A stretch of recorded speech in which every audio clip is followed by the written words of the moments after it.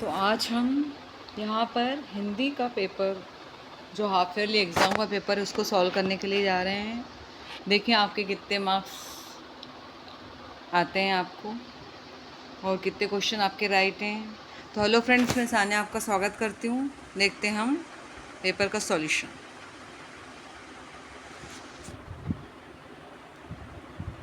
निम्नलिखित प्रश्नों के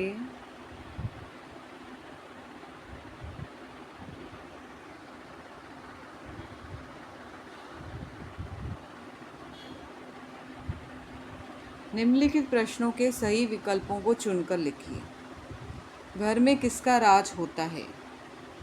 तो घर में किसका राज होता है? जो वो खाता है या जो कमाता है, जो गाता है या जो पढ़ता है।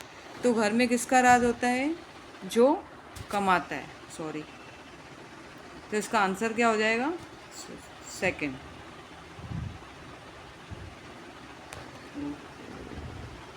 नेक्स्ट है, माँ के चेहरे पर क्या थी?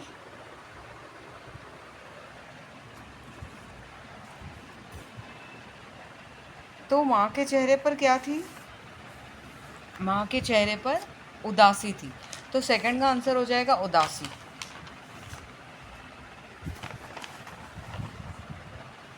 नेक्स्ट है, अजमेर से पहले मन्नू के पिता कहाँ थे? तो इंदौर। फर्स्ट हो जाएगा इसका आंसर। कर्तव्य और सत्यता पाठ के लेखक कौन है? कर्तव्य और सत्यता पाठ के लेखक हैं डॉक्टर श्याम सुंदर दास। माँ और बेटी एक दूसरे के लिए क्या बनते हैं? तो माँ और बेटी एक दूसरे के लिए गहना बनते हैं। सेकंड हो जाएगा इसका आंसर। श्री कृष्ण के अनुसार किसने सब माखन खा लिया? तो श्री कृष्ण के अनुसार सखा ने सब माखन खा लिया। कवि नरेंद्र शर्मा के अनुसार मनुष्य को किसने सींचा है? तो कवि नरेंद्र शर्मा के अनुसार मनुष्य को मानवता ने सींचा है। सेकंड हो जाएगा इसका भी। वृक्ष की पगड़ी कैसे थी? तो वृक्ष की पगड़ी फूल और पत्तीदार थी। फर्स्ट हो जाएगा इसका। नौकरों से काम लेने के लिए क्या होना चाहिए? तो नौकरों से काम लेने के लिए तमीज़ होना चाहिए।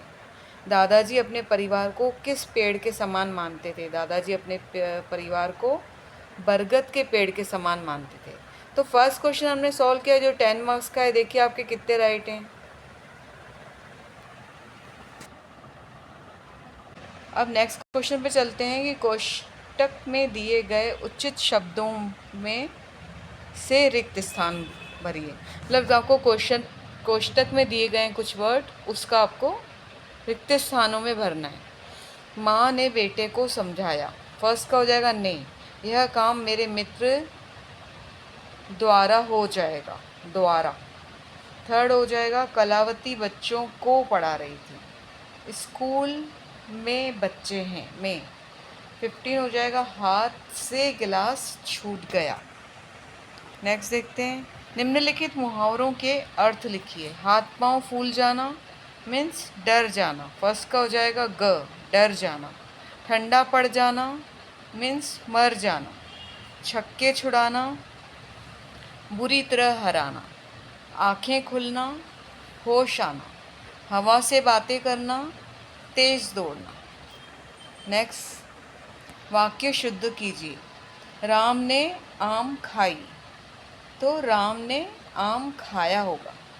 सुबह की सैर सेहत को अच्छी है। तो सुबह की सैर सेहत को अच्छा बनाती है या सुबह की सैर सेहत के लिए अच्छी होती है। ठीक है। तुम तुम्हारे घर जाओ।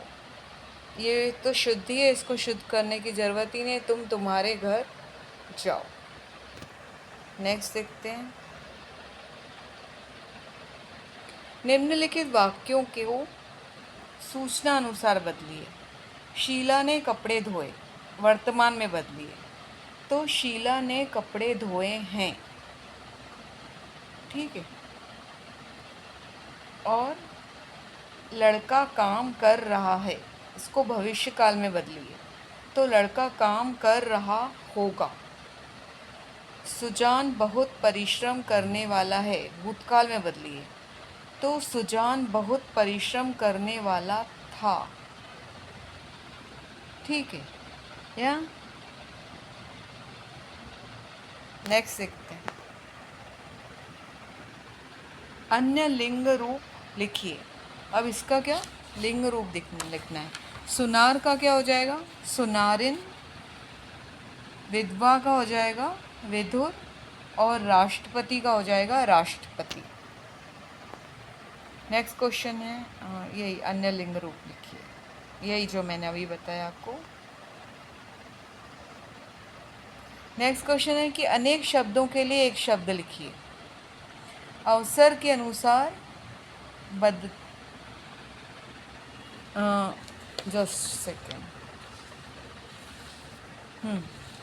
अवसर के अनुसार बदल जाने वाला, तो जो अवसर के अनुसार बदल जाता है उसको क्या कहते हैं अवसरवादी।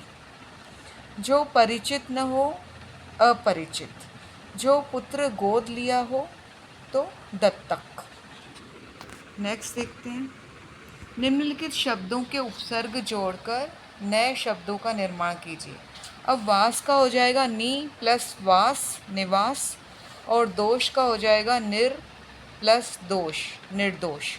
इसको लास्ट में मैंने पूरा एक्सप्लेन करके बताया है, आप देख सकते हैं। अब निम्नलिखित शब्दों में से प्रत्यय अलग करके लिखिए। नेक्स्ट क्वेश्चन है निम्नलिखित शब्दों में से प्रत्यय अलग करके लिखिए। स्वतंत्रता और देशीय, तो स्वतंत्र प्लस ता, और देशीय का हो जाएगा देश प्लस ईय देशीय। इसको भी लास्ट में पूरा समझाया है, आप देख सकते हैं। नेक्स्ट क्वेश्चन हमारा पैसेज है कि निम्नलिखित अनुच्छेद को पढ़कर उस पर आधारित प्रश्नों के उत्तर लिखिए। हिंदी साहित्य अनेक श्रेष्ठ कवियों का भंडार है। साहित्य प्रेमियों को मैथिली शरण गुप्त का जीवन और काव्य विशेष रूप से पसंद है। गुप्त जी का राष्ट्रीयता, देशभक्ति और भारतीय संस्कृति से अगाध प्रेम था। इस महान कवि का जन्म झांसी के करीब चिरगांव में हुआ था। उन्हें खड़ी बोली का सबसे सफल कवि माना जाता है। उन्हें राष्ट्र कवि के रूप में सम्मानित किया गया। अब फर्स्ट क्वेश्चन है हिंदी साहित्य किसका भंडार है, तो हिंदी साहित्य अनेक श्रेष्ठ कवियों का भंडार है। फर्स्ट, साहित्य प्रेमियों को किसका जीवन और काव्य विशेष रूप से पसंद है, तो साहित्य प्रेमियों को मैथिली शरण गुप्त का जीवन और काव्य विशेष रूप से पसंद है। महाकवि का जन्म कहाँ हुआ था, तो महाकवि का जन्म झांसी के करीब चिरगांव में हुआ था। सफल शब्द का विपरीतार्थक शब्द लिखिए, मतलब विलोम शब्द लिखिए। तो सफल का हो जाएगा असफल। ठीक, अब यहाँ पे समाज सेवाओं में युवाओं का योगदान पर आपको निबंध लिखना था और पत्र लिखना था कि रमेश छात्रावास में गया है और उसके पिता के अथक प्रयत्न से उसे अच्छा छात्रावास मिला है, मतलब उसको एक अच्छा सा हॉस्टल मिल गया है। तो आप उसके लिए पत्र लिखिए। कल्पना कीजिए कि आप रमेश हैं और आप अपनी पढ़ाई के लिए छात्रावास के बारे में पिताजी को पत्र लिखिए। तो ये यहाँ लिख सकते हैं कि मैं पिताजी को लिख रहा है रमेश कि मैं यहाँ पर सबसे पहले हम हेडिंग लिखेंगे कि पूजनीय पिताजी, मैं यहाँ पर ठीक हूँ, आशा करता हूँ कि आप भी वहाँ पर ठीक होंगे। मेरी पढ़ाई बहुत अच्छी चल रही है और मुझे बहुत अच्छा छात्रावास मिल गया है। यहाँ छात्रावास में सारी ही सुविधाएं हैं, खाने पीने की भी सुविधाएं हैं और पढ़ाई करने के लिए मुझे बहुत ही अच्छा रूम मिल गया है और यहाँ के लोग बहुत अच्छे हैं और मैं यहाँ पर बहुत ही अच्छा हूँ। आशा करता हूँ आप, माँ और दीदी ठीक होंगे। आपका प्यारा बेटा रमेश। ठीक है, अब नेक्स्ट देखते हैं कि हिंदी में अनुवाद कीजिए। अब हिंदी में अनुवाद कीजिए, क्या हो जाएगा कि Mahatma Gandhi was the follower of truth and non violence. Mahatma Gandhi सत्य और अहिंसा का पालन करते थे। He fought for the freedom of India. उन्होंने भारत की आज़ादी के लिए लड़ाई लड़ी। India is an agriculture country. So Bharat एक कृषि प्रधान देश है।